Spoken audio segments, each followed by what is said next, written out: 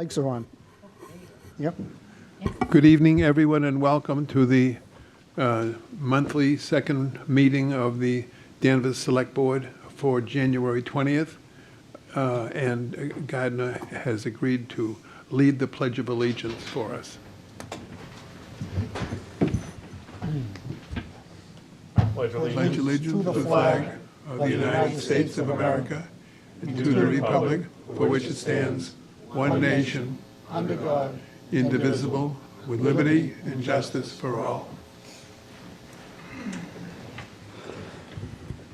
Madam Clerk, first item, please. Approval of the minutes of February 6, 2024. I move we approve the minutes as presented. Is there a second? Second. Second. All in favor? Aye. All opposed? Thank you. That is a vote. New public business. At this time, hello. Come on, Tony. 2-minute limit, please. Sure, no problem. How you doing? My name is Antonio Betancourt. I live at 15 Thorpe Circle. I'm a town meeting member for Precinct 5. And what I have here is, I don't know, anybody keeps saying that February 5th meeting, there was no objection to it. There was an objection to it. I objected to it, okay? The reason being I stood with at least 7 other people, okay? And it was we were undecided on the vote, okay? And we were never acknowledged, okay? We just stood there yelling and screaming and whatever, never acknowledged. And that's why the meeting got abrupt and closed up, okay? My honest opinion, I'm in doubt on that voice vote. And if you don't believe me, you can just, Mr. Zubrick filmed the whole thing from the back of the room, okay? And if you listen to his cable show, he actually plays the video of the vote, and you can see the nays and the yeas, okay? And you can make your determination from there. Believe me, I don't think the vote went the way you guys think it did. Thank you, Tony. Bill Bradstreet.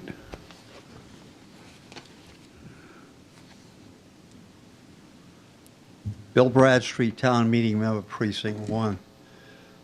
Our legislature passed a law, the MBTA law, certain restrictions, certain advice of what had to be done. The town put the effort and energy into doing what they requested us to do.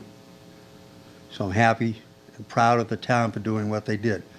My only question is, do we have something in writing that says now that we've done what they asked us to do, are we going to get MBTA service back in town that we don't have? Good point. Thank you. Steve, do you have any thoughts on that? No, the representative has been in dialogue with the state. We're certainly frustrated that the transit that we did have was pulled back during COVID. So getting some form of service restored to the square is a priority of hers and a priority at the staff level. You may recall Mr. Henry reported to us that the town has partnered with Salem and Beverly using an earmark that Representative Moulton was able to obtain to expand the Salem Skipper service, which is an on-demand shuttle service, essentially like a public Uber, where people in parts of Danvers will be able to hail a shuttle to come and pick them up and take them to a long list of locations in the subregion, including the train depots. So that's not a dedicated bus route, but it's a program that's been very successful in Salem. And if it's something that proves to be successful here, I think it gives us a showpiece to go back to the MBTA and the state and talk about alternatives to fixed to point transit that frankly hasn't been as successful as it used to be in recent years. I think frustrated is putting it mildly, but thank you. Thank you, Bill. Mark?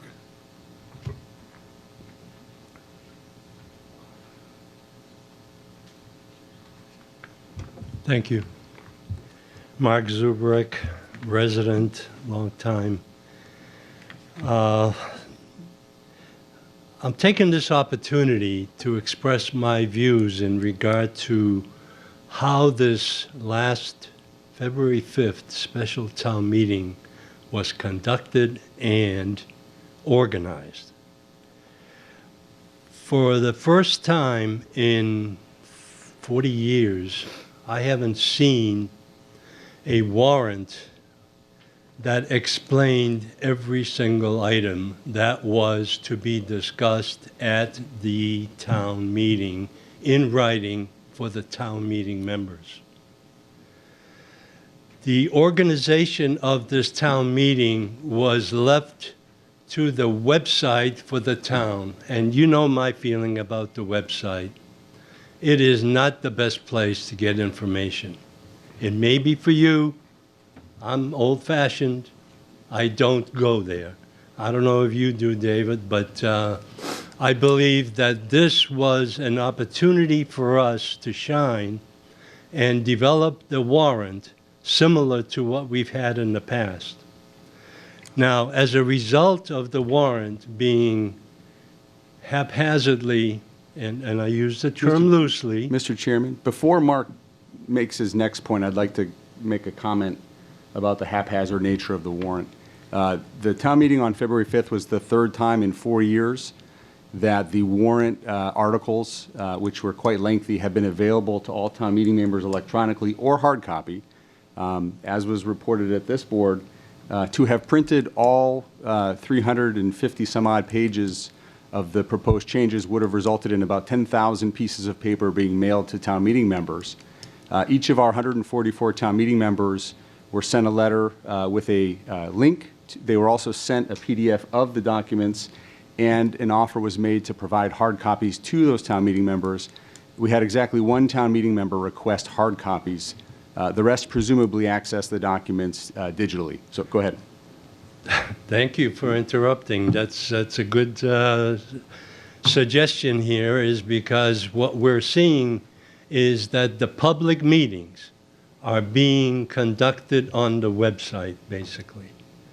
And I go to the website to go for the agendas of the meetings, and I get the agenda, but there's no minutes of the meeting available that I can find.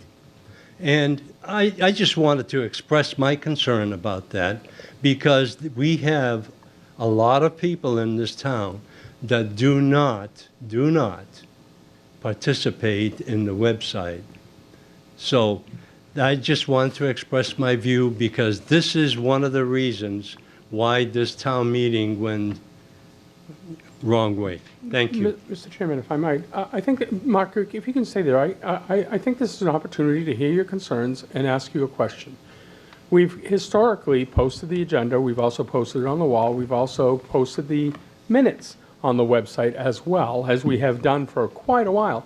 So I'm wondering what mechanism you would suggest, other than the fact that the same process we've been doing for many, many years, that would get more information to the public. I don't understand if you're looking for a mailing of the minutes or what could be done. I'm honestly asking you what you think is an opportunity for change. I may have overstepped a little bit in regard to the agenda and the minutes, but the town meeting needed to be mailed out to all of the participants that had to take a vote at that meeting.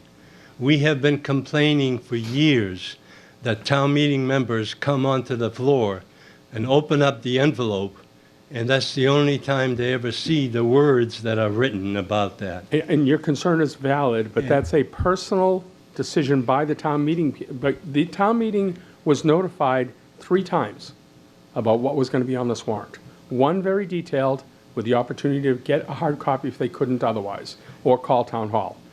Well, then what we need to do is extend the invitation better.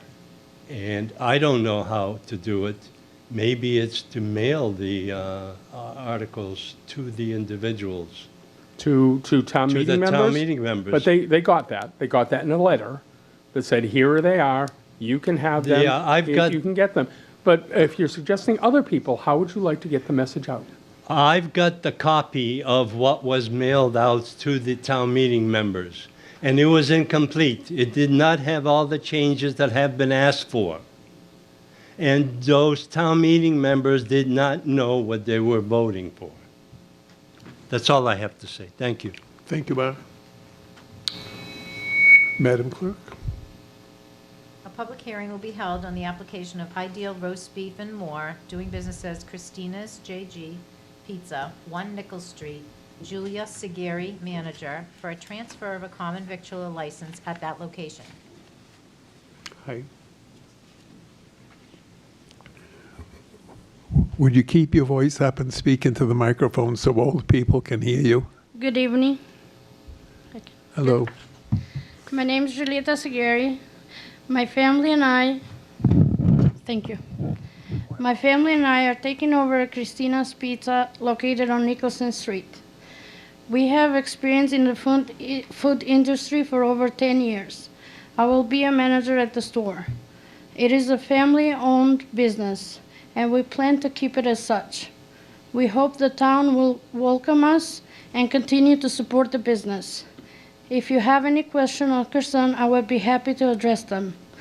Thank you for your time and attention. Thank you for being here. If you'd stay there, there might be some questions from the board Sure. members. Thank you. Thank you. Matt? Thank you, Mr. Chairman. That sounds like a seamless transition, so I wish you success and for you and your family. Thank you. Thank you, Matt. Thank you. Dan?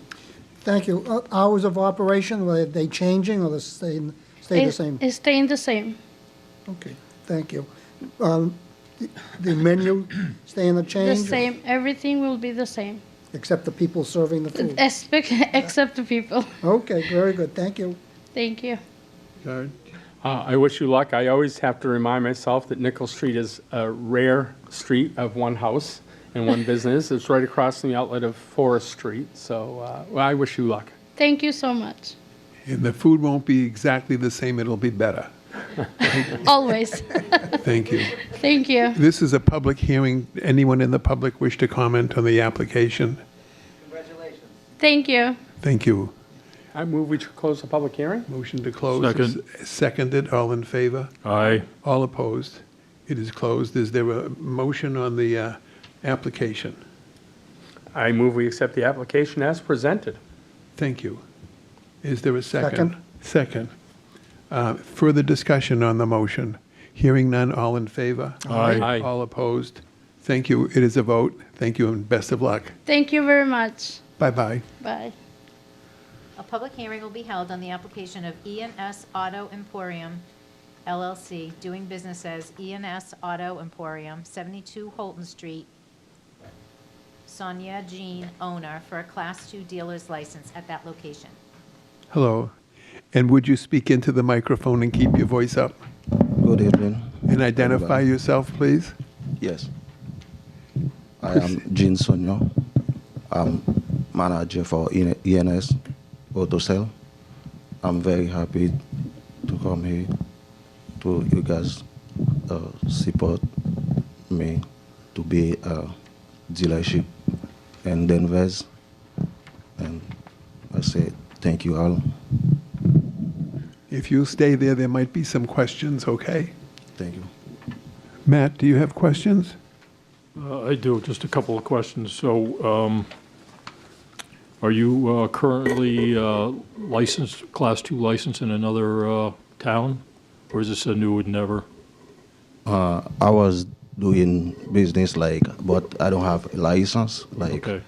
Now I'm trying to get Okay, so can you just kind of describe what you think the operation will be like in terms of the number of cars that you'll be stored there? Also, if there'll be mechanical work being done in the garage, can you kind of just give a high-level description of what you'll be doing?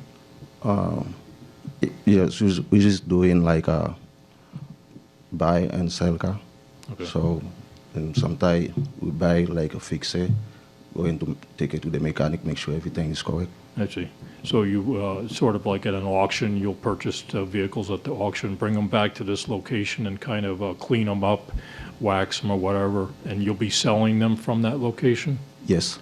Okay. Any online part of the business, or is it all in person? Sometimes we do website to try to sell them online. Okay. And just one last question. Do you own the property, or are you leasing it? I rent it. You own it? No, rent. Oh, you rent it? Yeah. Okay. All right. Well, I wish you success with the new business, new location. Thank you. That's all I have, sir. Thank you, Matt.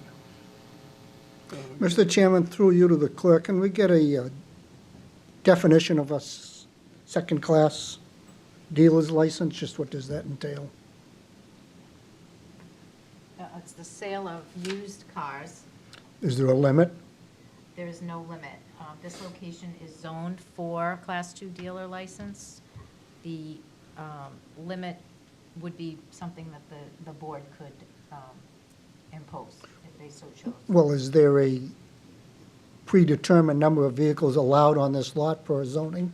No, it's zoned for indoor, this is zoned 1, which allows by right motor vehicle sales indoor and outdoor. He would still need to apply for a Class 2 license, but the use is allowed.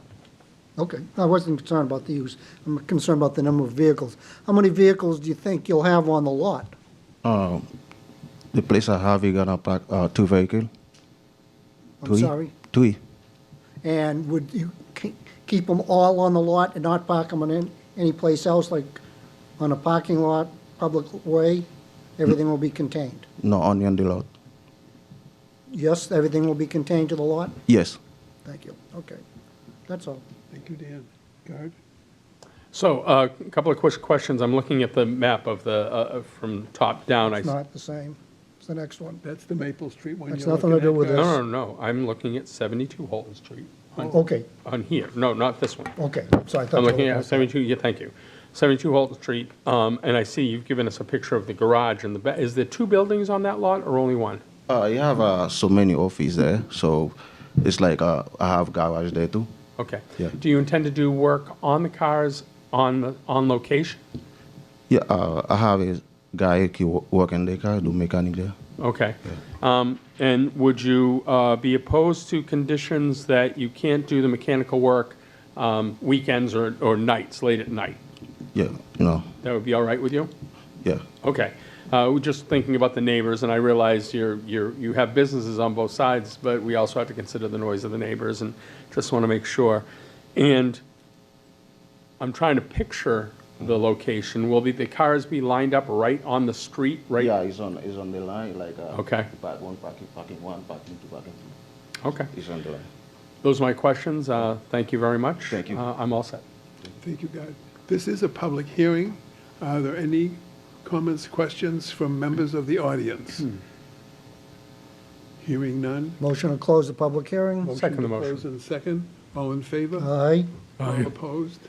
Before I make my motion, Mr. Chairman, I just wondered if the will of the board is one that would, if I made a motion that restricted working on the cars after 8 o'clock at night and on weekends. I wouldn't go along with weekends. Garages are open every weekend. 8 o'clock at night? Yeah, that's fine, Okay.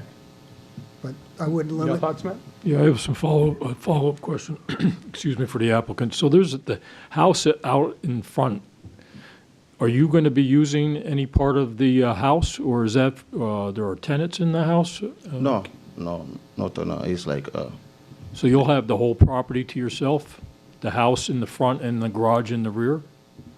no. It's like all the building is business. Like I have office 1, office 2. There. In the house? Yeah, in the building.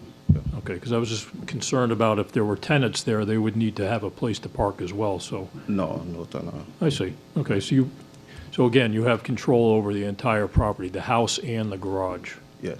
Okay. Yeah, in terms of the hours of operation, I think there are people that live adjacent to this property.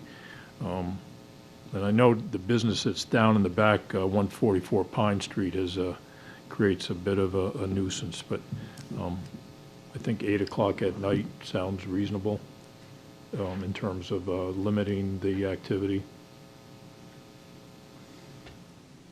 That's all I have. Mr. Chairman, with that, I'd make a motion. Well, can we ask, are you planning on 6 days or 7 days?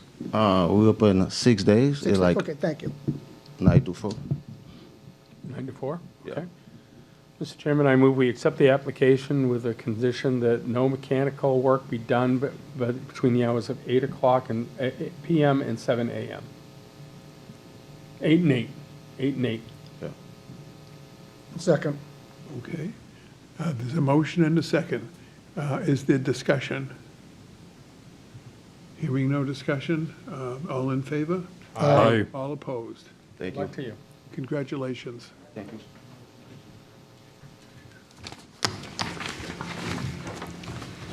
A public hearing will be held in accordance with Section 2 of the Rules and Orders governing private livery service within the town of Danvers on the application of OTR Limo, Inc., doing business as OTR Limo, Otter McCory, owner, at 500 Maple Street, to increase the current livery license from 3 to 8 8-passenger buses to travel on all streets in the town of Danvers to provide transportation on a reservation basis only.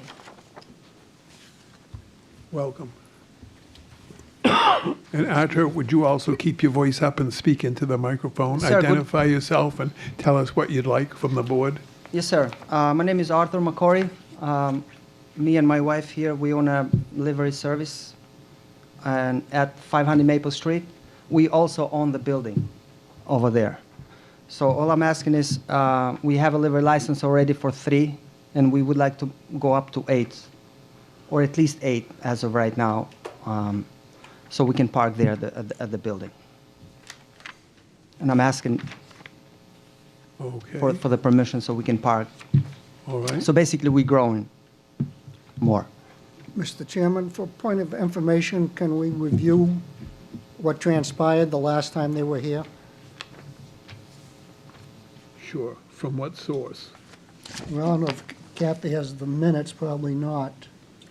I don't have the minutes, but I do have their application from the first time that they came. Thank you. That might be helpful. Bear with me.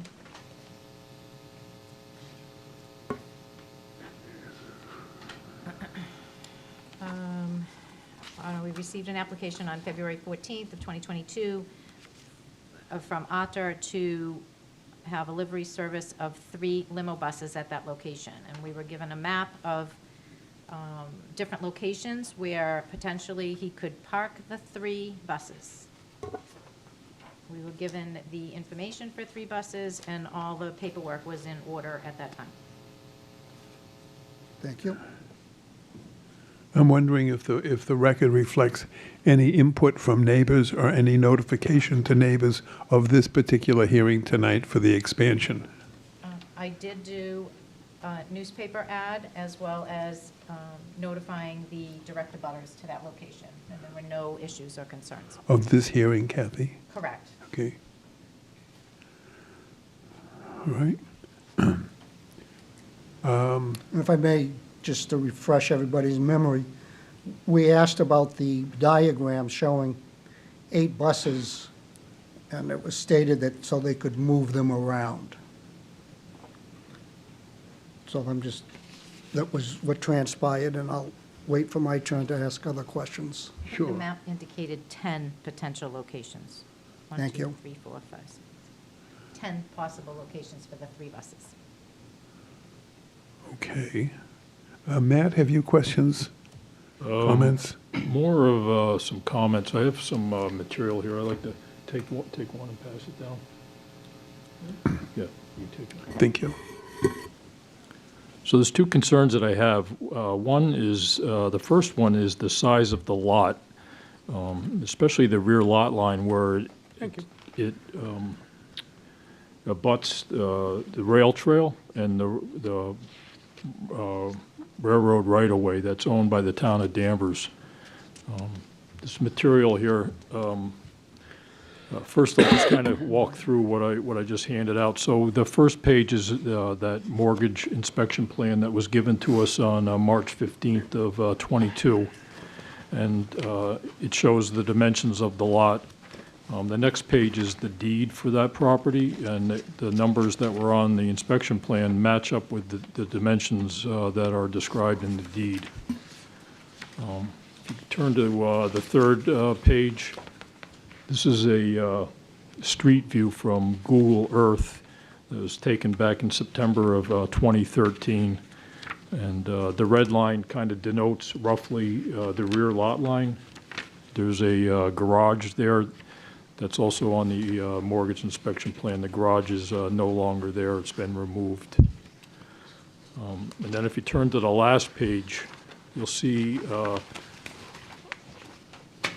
if you use the telephone pole there as a point of reference, the one that has the white dots around it on the first image, use that telephone pole as a reference. And now if you look at the last page, it's from this month.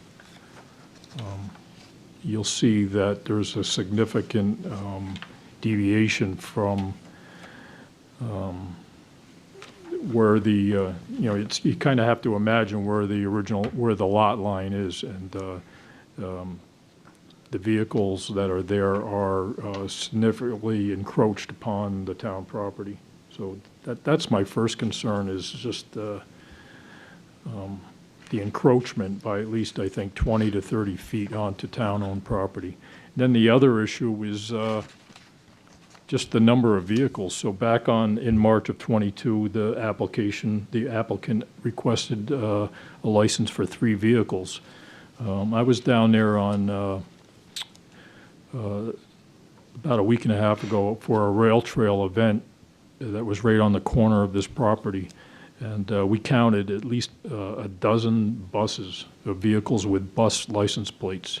So that's 4 times what we initially allowed at this location. So I just think I'm just concerned about how these vehicles are being moved around. There's also other vehicles too, trucks and a van, I think. And these buses are double stacked here in the back, where it would be quite easy to actually drive out onto the rail trail and then to get to the access road. So it just seems like they've taken liberty, the applicant has taken liberty with what was granted initially back in '22. And that's all I have for the moment. Thank you, Matt. Dan, would you like to go next? Yes, please, thank you. So we granted you 3 buses, Yes, sir. and when did you start increasing the number of buses on that lot? Few months after that, however, or maybe more, because I didn't know how the business, when I came here, that's what we had, and I didn't know the business was going to increase. However, I bought buses and I sold buses. It's not because I kept, as a matter of fact, 2 of those buses that we initially had here, we no longer have those. We replaced those with other buses. So basically, that's kept buying, selling. As a matter of fact, right now we still have a couple that we waiting to insure them. They're not even registered on the road, so we waiting to insure them, and that's why they park there. So what prompted you to come before us now? Because I was renewing the license for the so we can have on the license we can have more vehicles. So I was out there yesterday, and you have X amount of spots identified, but I identified 15 spots for vehicles, including the spot that you're using next to the sidewalk, 4 to the right of the building. You showed 3 buses on the left, there were actually 4 there then. I saw the 2 in the back looking down the slope. I didn't see the ones in the back because I didn't go onto the property. Your diagram really is not to scale. The 3 in the front were further to the right in front of the 2 in the back. The poles that I observed, I didn't know if they're your property or not, but you're up against the poles. And Matt provided us with the Google Earth map, and I saw Google Earth as well, and at one point in time, there's a lot of green space. Now it's all dirt and mud. I don't know if there's any water down there or not for runoff. But you're asking for 15 vehicles, not 8 buses. It's 15 vehicles, and I don't know if that lot is zoned for 15 vehicles. That is a potential that we could park, and I'm not even talking about tandem. We can park where the buses can get in and out, no problem in that property. Well, on the right side, you're already tandem with 4 spots, correct? On the right? On the right side of your building, looking from the street. on your diagram, you show 4 cars tandem parked. You got Right, a car those- parked out here on the sidewalk. Correct. You show 3 here, but Tho- there were actually 4. those are- And these here, that's 15 vehicles. Those are sedans, vehicles. They're that would- vehicles. Right. But buses are bigger. If you park buses, I agree with you. But if you park small cars, it's plenty of space to park. But only on that side because there is space. On the back and the other side where the buses are, all the buses go in and out without having to back out. As a matter of fact, I even told the drivers, when you come in late, do not back up. Just go head on. I don't want any beep, beep, beep, because for safety reasons, the buses beep at nighttime or daytime, doesn't matter. They beep all the time. Correct. So I told them not to do that. And so basically I have to make sure that nobody backs up, makes any noise or anything like that, at least on that part. Mr. Chairman, I'm not comfortable that this lot is large enough for 15 vehicles. And I'm not counting buses or cars, vehicles, anything with 4 or more tires. And he's only asking for 8 buses, but doesn't take into account all the other vehicles that are on the lot. Those are my questions for now. Thank you. Or comments. Jared? Thank you. First, I'm happy for you to have a successful business. Good for you. Thank you. The second question I have is for the clerk. Is the granting of this license for those vehicles being used in limo service? Not what's on the property, but just in the ability to rent them out for limo service? Is that what this license is? Correct. Okay. Right. So he could have he could have a license for 3 or 8 and have 10 buses on his property if he's selling and not using them in the business of rental. He could have other vehicles. I'm not quite sure on whether the buses or cars are supposed to be registered or not, but what I can tell you is that I did check with the zoning department, and there's nothing that limits the amount of buses or vehicles on the lot, only that it's an allowable use. Okay. I also, can I? Please, sorry. go ahead. No. If you have information that I haven't thought to ask, please. Okay, sure. I also took the time to check with the fire department, due to fire lanes and that kind of thing, as well as the building inspector. The fire department did go down there and did not have any issues with what was on that lot at that time. The building inspector also does not have any issues. Queries were done on the drivers. We did advertising we technically didn't have to advertise because we advertised the first time, but I thought it would be best to advertise due to the increased activity on the lot. So we advertised and did abutter notifications. Okay. So I can understand the concern of my fellow select board members. However, if part of the description is we have buses for sale, if part of the description is we have employees' vehicles on the property, I think that weighs into the discussion. And to know that the fire department, the building inspector didn't have, on one side of them is a large opening, on the left, to the left of them is another business availability. So it's more of a business corridor than it certainly is a residential corridor further up the street, I understand. So if they're asking now for 8 vehicles to be registered and used in the business of rental, not rental to people, but in livery, I have no problem with that. And if they have extra vehicles because they've swapped selling buses, not selling buses, whatever the legalities of having registered vehicles that are covered under other zoning, I'd let that fall to the building inspector. I see a successful business, and I see that I wouldn't want to cobble a successful business because they are doing other things and have other vehicles on their property. Encroachment is a real issue.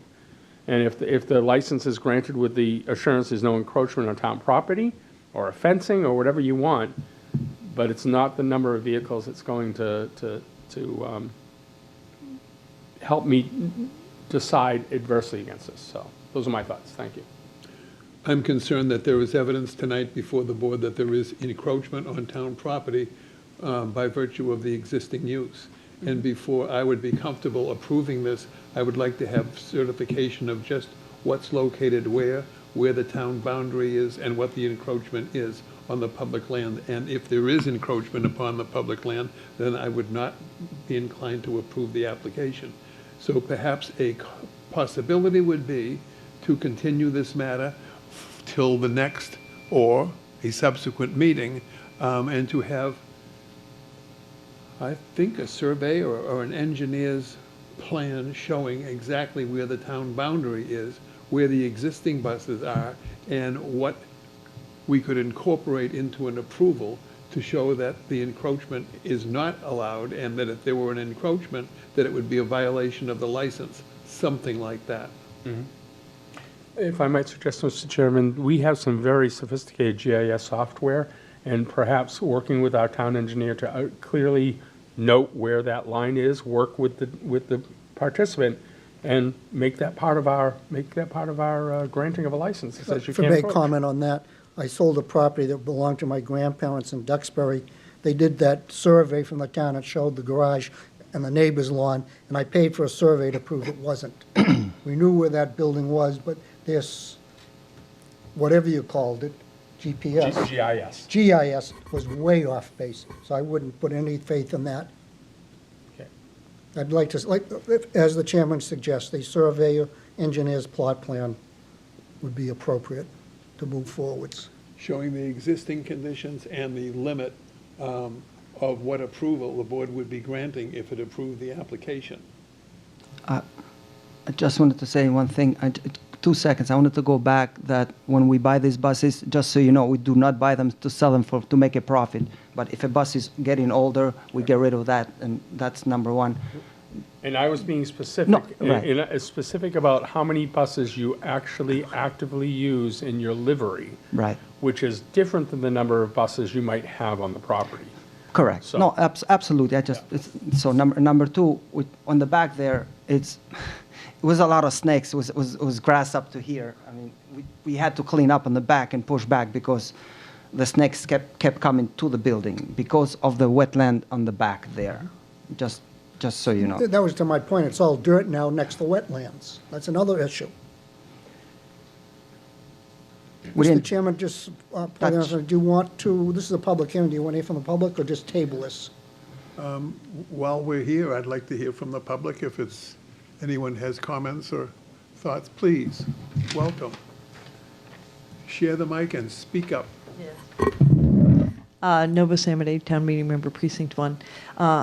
I am in agreement with Gardner about, like, if it's allowed, then yes, 8 vehicles, absolutely. But for the encroachment, could we not just maybe require a fencing along the town line, and then there is no question as to where these vehicles can park? Sounds sensible to me. That's what I'm thinking. Thank you. Mr. Bill, Chairman, I have a follow-up I'm sorry. question. Board member first, Bill, and we'll be right And then I'll back. get you. Sir, do you own or rent this property? We own the property. You own the property, Yes, so sir. you would have had a plot plan from the time you bought the property. Could that? It's not the same as a survey or engineer's agreement. Those plot plans that the mortgage company uses, they're not accurate. Okay. I'm concerned we're putting them through, and I see, Matt, you're dead right. I see the encroachment, not a question. My question is, do we need to go through the official survey, the cost of a survey, if the mortgage plot line says this, it's a plus or minus? They're not very far off, but it's a considerable cost to get a survey done. And if we can come to accommodation where the town agrees where it is, where their mortgage statement agrees where it is, and mark it off, and then have the building inspector enforce the zoning like any other zoning. I'm just concerned that we might be putting undue burden. There's burden to proof, but how exacting does burden have to be? But they've been parking more than 3 vehicles there for X amount of time without asking us. So another month or two is not going to hurt their business. I am still of the belief that there should be a certified plan showing the boundaries and indicating the existence now of the buses that are there. And Agreement, and then Bill. I'll be right back, Bill. And also, I'm concerned if there are wetlands there, there should be some clearance from the Conservation Commission that there is no intrusion on a protected wetland, and I'm just not comfortable that we don't have the data here to make a decision tonight, and it is incumbent upon the applicant to provide the data to show that the public interest is protected. That is, that there is no incursion onto the public land, that there is no damage to a protected wetland, and a better plan showing exactly where these buses are going to be moved and planted, keeping in mind that we had a hearing a couple of years ago when we were talking about 3 large buses. And this is a substantial, very substantial change from that. Doesn't mean that it won't get approved, but it's got to be, I've got to be satisfied that the public interest is protected. Bill? I do want to add something quick, please. We have a big and a huge pipe that's coming from up the hill, all the houses on I'm top. sorry, a huge what, please? A pipe, water pipe, it's going all into my land. And that's flooding the area in the back of not where the buses are, but just in wetland particular down there.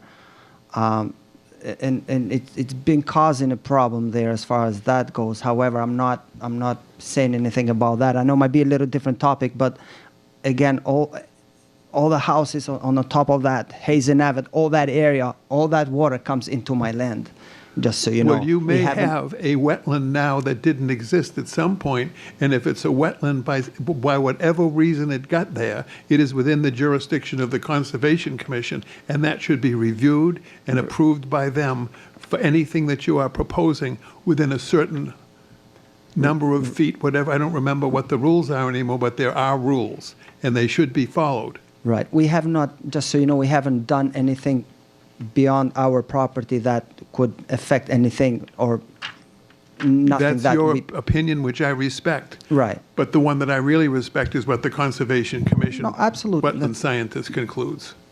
That's fine. Yeah. Mr. Bradstreet may have something to help you.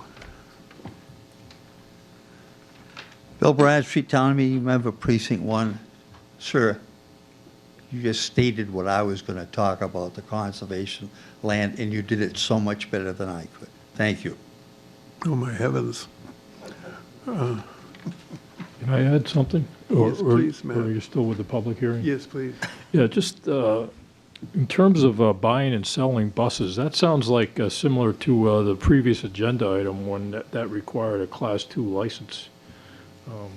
I'm sorry, I made that statement. The gentleman corrected it and said they were for refurbishing his inventory. He would buy them, fix them up, get rid of an old vehicle, not buy and sell. That was I made a misstatement when Okay. said that. I understand. I apologize. Okay, all right. All set. Further, please, would you go to the microphone, Mr. Zubrick?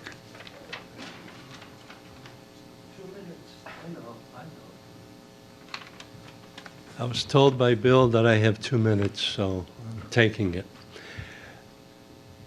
This issue is very complicated because you got several issues. You got conservation, you got encroachment on town property, you got the number of vehicles that are supposed to be or not supposed to be on the property. This needs to be really looked at by someone that can technically assess what the situation is now, and then you may be able to consider adding vehicles or buses. Thank you. Thank you, Mark. Further, Matt, anything further? Dan? Motion to close public hearing? The motion to close, is there a second? Second. And where are we now?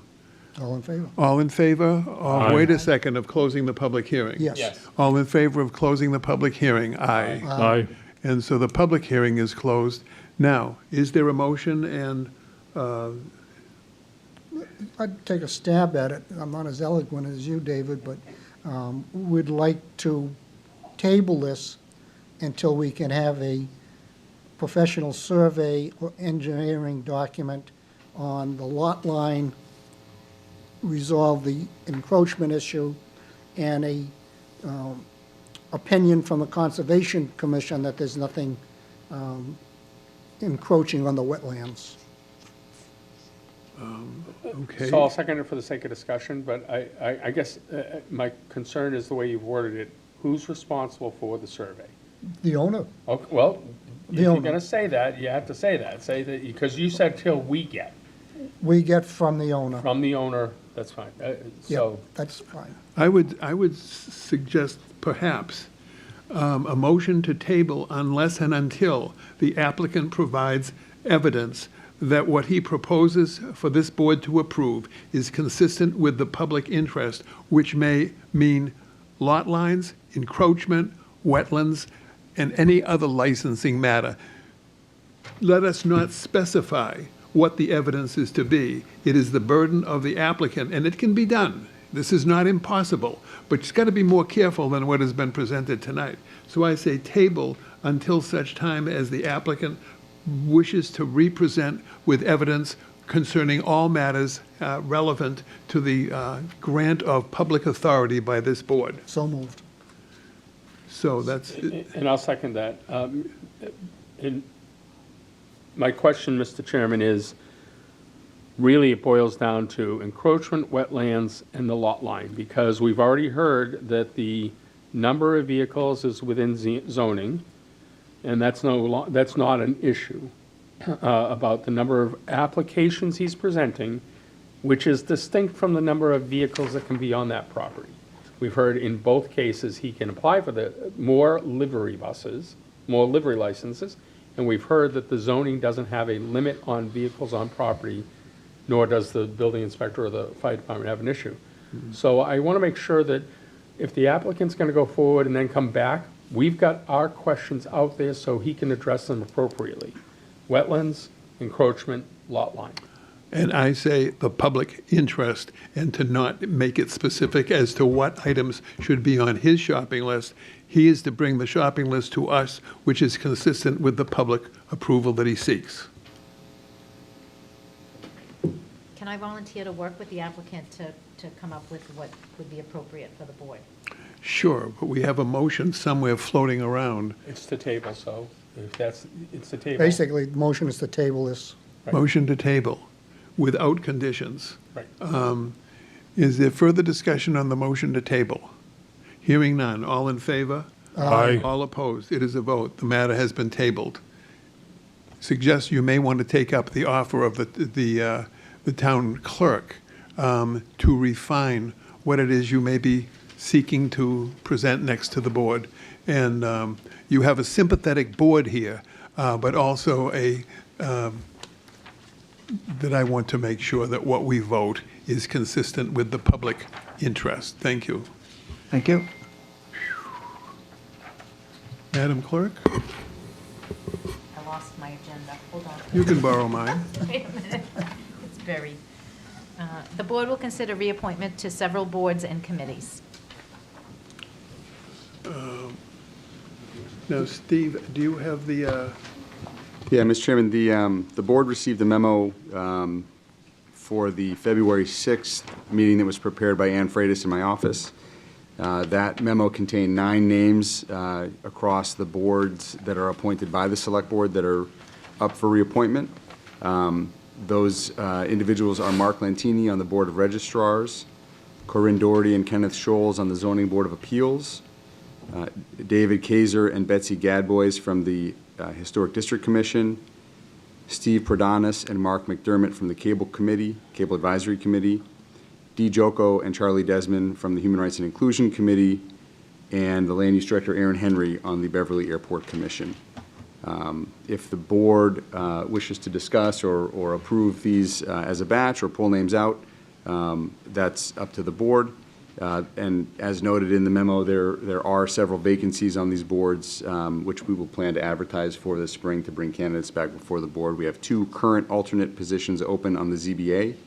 We have 1 alternate position open on the HDC, and we have 1 regular seat open on the Human Rights and Inclusion Committee. thank you, Steve.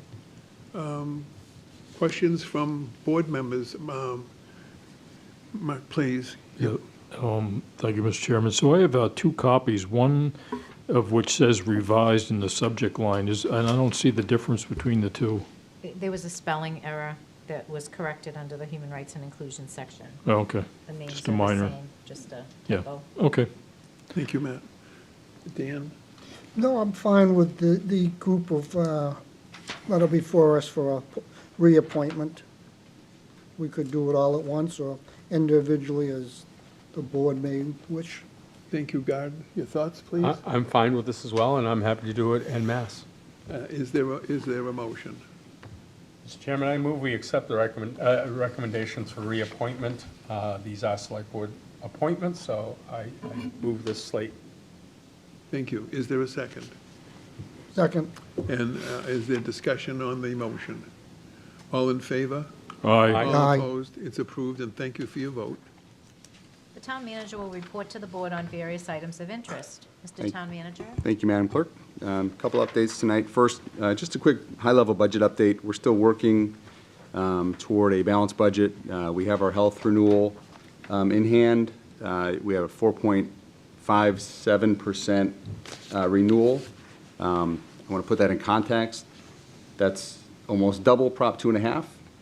But importantly, the range of renewals for Maya communities this year, we're in the 2% range up to the 9% range. The average renewal for a Maya community was about 6%. So we're well below the Maya average.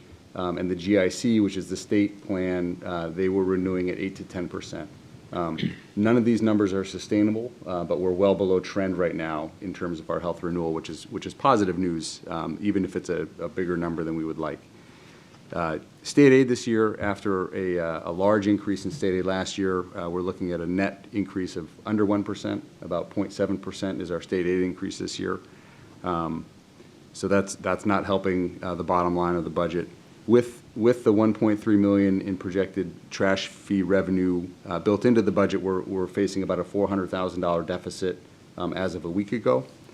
Departments across all sectors of town, library, schools, and town are working to make reductions to bring that budget into balance. As was noted and discussed at a prior meeting, collective bargaining will remain the wild card this spring. We have had a number of meetings with the teachers, and we're about to start meeting with the other town bargaining units in the weeks ahead. We are eyeing March 16th. That is a Saturday when we will have our all-day budget workshop in this room.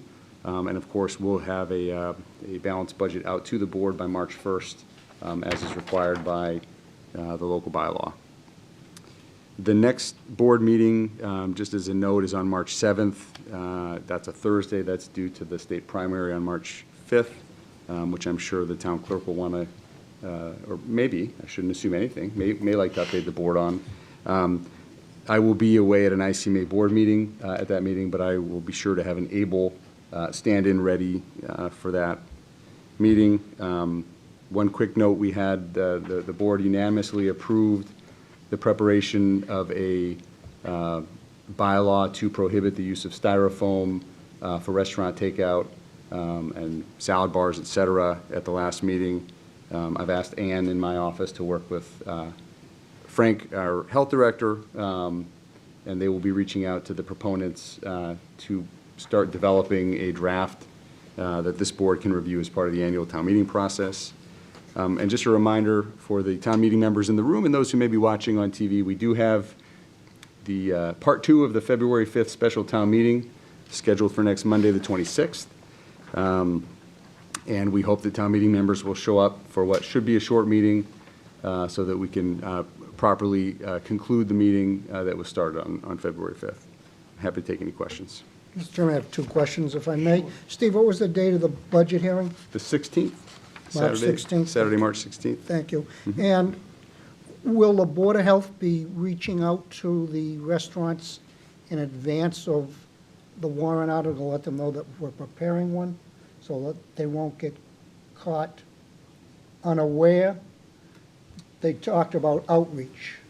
That was left a little unclear at the last meeting. I know that the proponents provided a spreadsheet indicating that they had made contact with quite a few restaurants in town. I'm not sure that would be a Board of Health action, but it's certainly something we can work with the proponents to circle back and make sure that we can confirm But what was at least they're prepared. aware Yes. of what's going on. Absolutely. Okay, and just jumping ahead, I wouldn't be happy if we adopt something that's not going to take effect for a year. Mhm. And that's the idea of reaching out Kathy, to the when's restaurants the town meeting? so they're aware of it, and that we have a to-be-determined enforcement date, something like 30 days after the Attorney General approves it. Just my thoughts. Thank you. Thank you, Mr. Chairman. Thank you. Now, where are we? I have a question for the town Yes, manager. please. All right, thank you, Mr. Chairman. Just back to the special town meeting on the 26th. There's some question, I think, about whether we'll actually have a quorum. What would occur without quorum? We would still be in recess? No, I think I mentioned at the last meeting, this is a fairly novel situation that we find ourselves in. The town attorney, David DeLuca, working with colleagues within his office who serve in similar roles in a number of communities, have determined that the meeting can be held on Monday with less than a quorum, but it limits the actions that can be taken. And the way to think about that is, you may have an annual town meeting where Well, the town budget hearing's March 16th. town meeting members trickle out throughout the night. You might be left with less than a quorum by the end of the night. Well, this Monday. And in the absence of an ability to dissolve the meeting, you'd be stuck in perpetuity. So there are mechanisms whereby the meeting can be dissolved with less than a quorum. But the number of options or actions that can be taken are impacted on that decision tree based on whether you have more than or less than a quorum. Okay. But no matter how many town meeting members turn out on Monday, the meeting can be adjourned. But again, depending on the quantum of vote. And I will note that the town attorney will be present on Monday, and the town moderator will have an opportunity to speak to the town attorney so that this can all be made very clear at the beginning of the meeting, what the options are for the night. Okay. And just to follow up to that, so is it straightforward about how the meeting will be called to order and then what can be discussed? Because we're in recess, so normally if there was, prior to a vote to dissolve, would the town meeting body be able to take any other actions besides just voting to adjourn? I don't want to speak for the town moderator or the town attorney, but my understanding is that Next Monday. a motion to dissolve would take priority over other potential motions.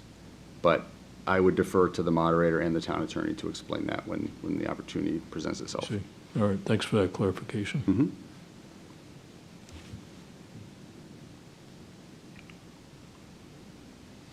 Where are we? Any other comments with respect to the report of the town manager? Hearing nothing further? Motion to consider the consent calendar? Seconded? All in favor? Aye. All opposed? Is there a motion on the consent calendar? That was a motion, wasn't it? Okay, we don't have to, it's not for discussion. Okay, all in favor? Aye. All opposed? Next, I can Madam give Clerk. an update on the election, since Oh, the yes. town manager suggested I would. Yes, if you would, I please, would love to, Kathy. thank you. So for the March 5th presidential primary, we are starting early voting this Saturday. It will be in this room from 10 a.m. to 4 p.m. Voter registration is open from 9 a.m. to 5 p.m. in the building. And then all next week, Monday through Friday, we would have in-person early voting in this room as well for those who haven't voted by mail, and those who may not want to go on election day to the field house. So to date, we have got 3,449 early vote applications and ballots sent out for the March 5th election. For the May 7th annual town election, I have 3,168 vote by mail applications. So the local election will be somewhat interesting for the vote by mail option. And then the nomination papers for any of the open seats for the town election were available as of February 1st. Anybody interested can stop by my office and pick up nomination papers. And they are due to be filed, returned when, Kathy? I believe that date is March 26th is when nomination papers are due. Thank you. Any other questions? Gary? I have no questions. Nope. Matt? No, all set, thank you. Thank you. Okay. Correspondence, select board new business, previous new public business, updates, and select board closing comments. Matt, do you want to start, please? Sure. So earlier in the evening, I mentioned the rail trail, the new east-west expansion. And this past, or not this past Sunday, the Sunday the 11th, the committee joined with the Middleton Rail Trail Committee to have a chocolate walk between Leahy and Gregory Street in Middleton. And it was quite the success with more than 100 participants participating in the event. It was a great day. The trail looks good with a new coat of stone dust, and looking forward to getting more people out there as they become aware of this new extension. Also related to that, Aaron Henry came to this past Thursday's Rail Trail Committee meeting. Aaron Henry, Director of the town's land use and community services, reported that Mass DOT has agreed to take on a full project for the phase 2 of the extension, and that's the area between Nichols and Forest Street out to Leahy that goes through the highway corridor. So thanks to our state rep and state senator, we have Mass DOT agreeing to pay for the entire cost and design and build of that stretch. And as we all know, that's a very dangerous area for pedestrians and bicyclists. So Mass DOT has experience building in that type of environment. The cost is estimated to be $6.5 million and scheduled to be completed on 2028. I don't know if it's on the tip yet, but that's great news for the town, because to have the town responsible for trying to fill in that gap would have been cost prohibitive. And then just something that goes along with that, Mass DOT also has agreed to build a pedestrian bridge over Route 1 just south of Lowell Street to connect Peabody into the Linfield Rail Trail.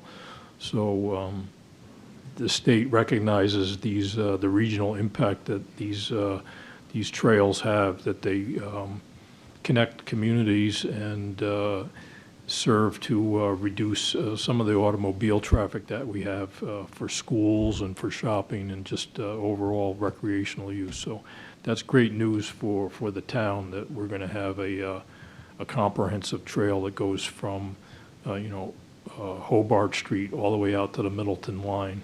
So, Mr. Chairman, can I ask a question on that? Sure. Matt, is this funding coming from bonding, or is it already approved funding? And bonding bills are approved by the governor. Yeah, so this would be on tip, so it would be mostly federal money. Okay. And Matt, if you would, when you talk about the extension of the rail trail, could you give just a brief, what exactly is the extension of the rail trail that you mentioned? Sure. So it starts, it connects with the existing north-south trail next to the old train station, close to the Hobart Street lot. There's a wide open space next to the condos there. It crosses over Hobart Street.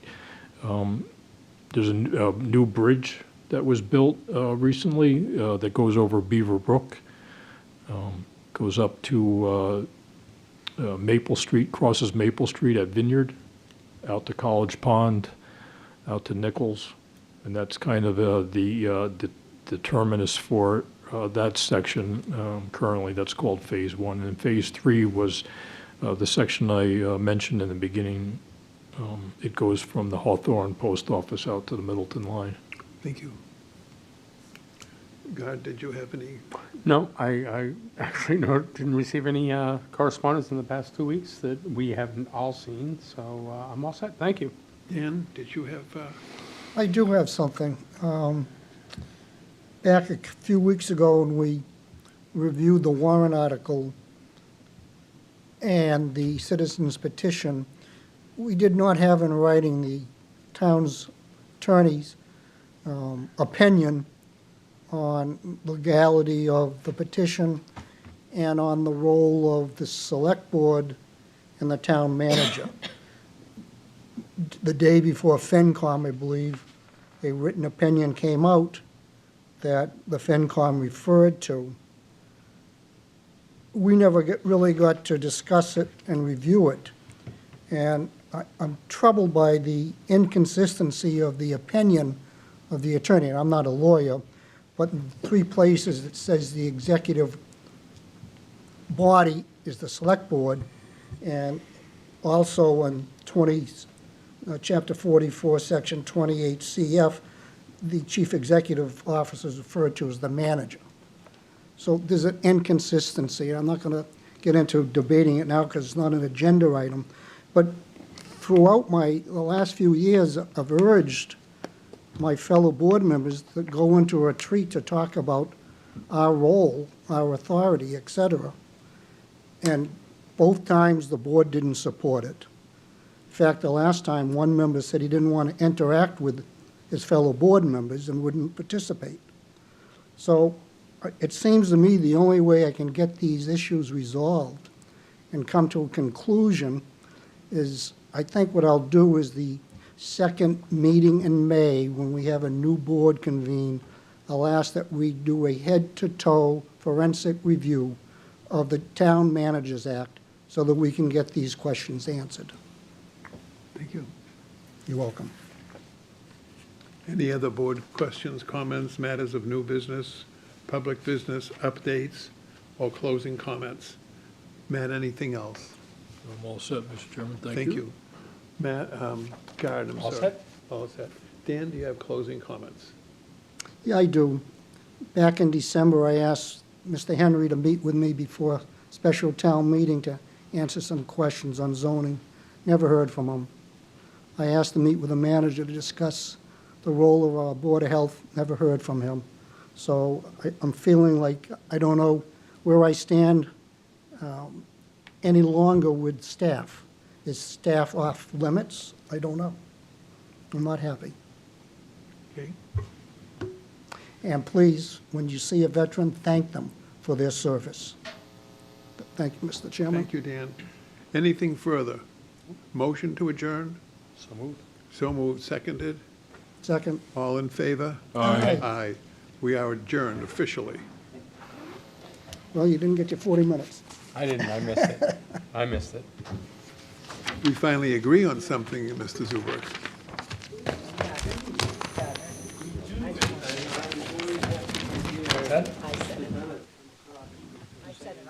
Oh, okay.